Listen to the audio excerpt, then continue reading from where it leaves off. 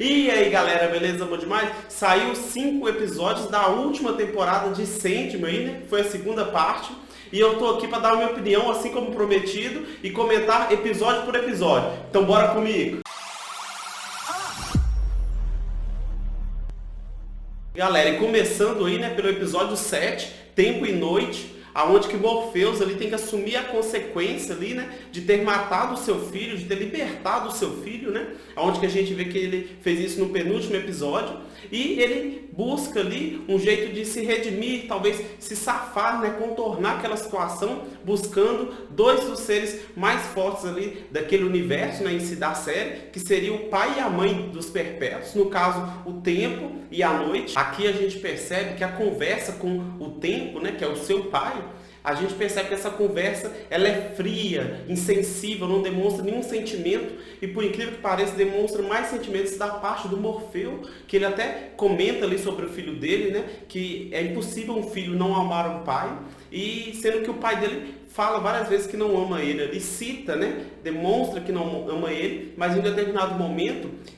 a gente pensa que ele vai dar uma solução ali para o Morpheus, falando: você pode voltar no tempo, eu posso fazer você voltar no tempo, mas eu te garanto que tudo vai acontecer do jeito que tem que acontecer. Isso não vai escapar seu filho da morte, não vai escapar você do destino que você tem hoje. Aí isso é bem enigmático e demonstra ali, né,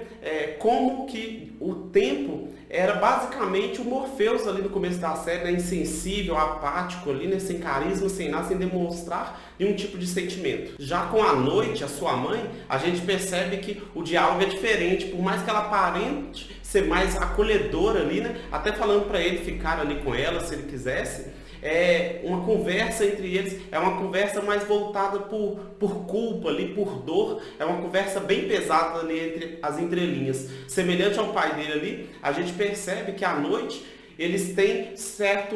como se fosse uma briga que eles têm ali, mas pelo fato dela perguntar dele e dele perguntar dela também, a gente percebe ali que um ainda sente um certo sentimento, ou talvez uma curiosidade um sobre o outro. E nesse episódio ainda tem as fúrias que começam ali a castigar o sonhar. E esse episódio fica marcado devido ao que não importa quem você seja, humano, entidade ou um perpétuo, sempre o destino vai cobrar os erros ali, né, que você fez no passado. E falando aí do próximo episódio, Combustível para o Fogo, a gente percebe que aqui Morpheus, ele tenta correr atrás do problema, né, achar uma solução de fato, tanto é que ele acaba meio ali pedindo a ajuda ali da Johanna Constantine, que nesse caso ela está muito bem aqui no papel, e a gente percebe que num diálogo ali com ele, a gente percebe que ele quer morrer, ele quer acabar com aquele sofrimento, ele parece que demonstra estar cansado com aquilo e não de fato querendo uma solução, assim como a gente pensava anteriormente. E esse nome desse episódio, né, Combustível para o Fogo, ficou bem encaixado porque nesse momento a gente percebe ali que o Loki, ele é que é o de fato combustível ali para aquele fogo todo do que vai ocasionar lá no 11º episódio, porque o jeito do Loki de não ser controlado vai contra a essência dele, e isso é o que de fato ali faz a trama andar e tudo acontecer, né, e da forma que tem que acontecer também, deixando tudo bem encaixado. E partindo aí para o 9º episódio, né, da segunda temporada, que é intitulado de As Bondosas, aqui a gente percebe que Morpheus não pode mais continuar na sua jornada, né, junto a Johanna Constantine, em busca do humano ali, da criança que vai ser o seu sucessor. Ele de fato tem que continuar no sonhar para se proteger, né, onde que ali é o seu mundo ali, o seu reino, e ele cria um novo Coríntio, que aqui já mostra uma parte bem interessante, que tem uma fala do Morpheus, quando ele está apresentando o Coríntio ali, né, para poder trabalhar com a Johanna Constantine, ele fala que esse Coríntio, ele é um novo Coríntio diferente do original, ele pode ter algumas lembranças ali, mas ele é um novo Coríntio, diferente do original, dando a entender que, por final da série ali, que a gente tem que se renovar, tem que criar um novo, assim, de fato, e que não necessariamente pode ter as lembranças do original, do primeiro no caso, mas porém é um novo indivíduo, um novo ser. Tanto é que esse episódio foca muito nessa parte do Coríntio ali, dele sendo um Coríntio totalmente diferente do anterior. E nesse episódio a gente vê uma parte bem importante, que é onde as bondosas ali mandam uma senhora fazer o serviço sujo ali, né, por assim dizer, por elas, aonde que ela pega a mãe da criança e induz a mãe da criança a se vingar de quem matou o seu filho ali de fato. E a gente percebe que, primeiro, essa senhora já trabalha ali para as bondosas, né, muito tempo, que ela é mostrada desde o começo ali dos episódios anteriores, e a gente não sabe de fato quem é. E o mais interessante é que as bondosas, por mais que elas tenham ali o poder de tirar a vida de qualquer um, inclusive de um perpétuo, elas não têm o poder direto de fazer isso. Assim como manda a lei, né, que é essa lei antiga, elas têm que fazer entre linhas ali, né? Elas não podem diretamente elas conduzirem a morte do Morpheus ali. Elas tendo que ter um terceiro ali e manipulando esse terceiro para que ele consiga chegar no objetivo de poder matar Morpheus de fato. E galera, chegamos agora no episódio 10 aí, né? Vida Longa ao Rei, aonde que para mim é o momento mais emocionante de todos os episódios da série, que é onde que Morpheus ali, ele confronta ali as bondosas, né, as fúrias, num penhasco ali dentro do seu próprio reino. E nesse ponto chega um momento que ele nem argumenta mais com as fúrias, ele simplesmente aceita ali, mostrando que é um momento ali de redenção, de liberdade e acima de tudo de amor também. E que para mim chega a parte mais emocionante aí desse episódio, é que ele literalmente se despede de todos, né? E nessa plataforma, nessa torre que ele estava, ele despede ali do Corvo, seu grande amigo ali, que sempre esteve do seu lado também. E o mais impressionante é que literalmente vem a morte ali, que é a irmã dele,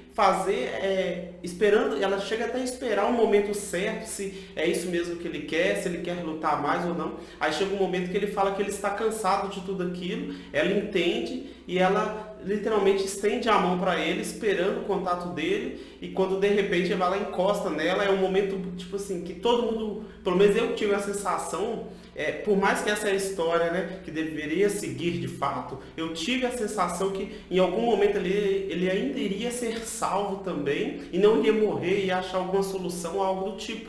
visto que ele sempre encontra um jeito, independente da situação, ele sempre encontrou um jeito de solucionar os problemas, por mais complexos que fossem. E nesse caso aqui, ele não encontrou porque ele não quis encontrar um jeito de solucionar isso. Ele poderia ter matado a Leda Hall quando ela estava lá atrás na cama. Ele poderia ter feito várias coisas que ele decidiu não fazer, justamente pelo fato de ter aceitado o seu destino e ter crescido também como pessoa, né? A ponto de saber lidar com os próprios erros, que é o mais importante. E chegando aí, pessoal, no 11º episódio, né, que é um conto de finais graciosos, aonde que literalmente é o marcado pelo funeral ali do Morpheus, onde que todo mundo da família vai, e também marcado por um novo sonhar, a vinda de um novo sonhar. Eu não sei de vocês, pessoal, mas um ponto que me marcou bastante nesse episódio aqui, né,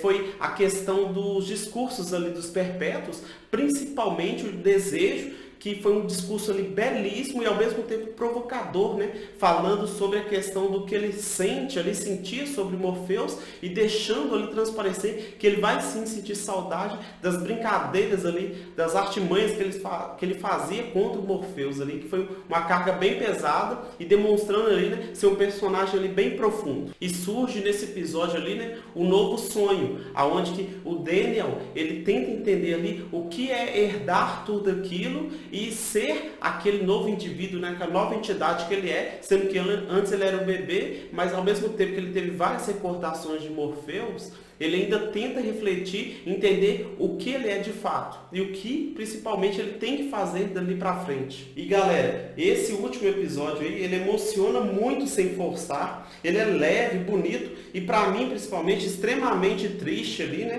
pelo fato do que acontece. E terminou com chave de ouro, por mais que a gente ficasse com aquela esperança ali no final, né, eu pelo menos fiquei com aquela esperança, por mais que eu soubesse que o desfecho seria aquele, mas pra mim terminou com chave de ouro ali esse último episódio. E dando a minha opinião aí, pessoal, sobre o final da série, pra mim foi brilhante, acabou sendo ali mais emocional do que épica, que é o que de fato é os quadrinhos Sandman, né? E não é sobre lutas ali ou grandes vilões, é sobre mudança, perda, legado e principalmente família, né? E o arco do sonho ele termina de uma maneira profundamente rara. E acaba que a chegada do novo sonho abre portas aí para uma nova era e quem sabe possa até vir a ter a terceira temporada e espero que se tiver, que eles venham na mesma pegada da primeira e da segunda, dessa forma ali bem ousada, trazendo a essência de fato ali dos quadrinhos Sandman. Mas e aí, pessoal, o que vocês acharam aí da última temporada de Sandman? Deixa sua opinião aqui nos comentários. E lembrando que dia 31 agora vai sair um episódio bônus sobre a morte, no qual eu vou trazer um vídeo completinho aqui, analisando todo o episódio. E é claro, pessoal, se você curtiu o vídeo, deixa o like, se inscreve no canal, que isso ajuda muito o canal a crescer. E até a próxima. Valeu!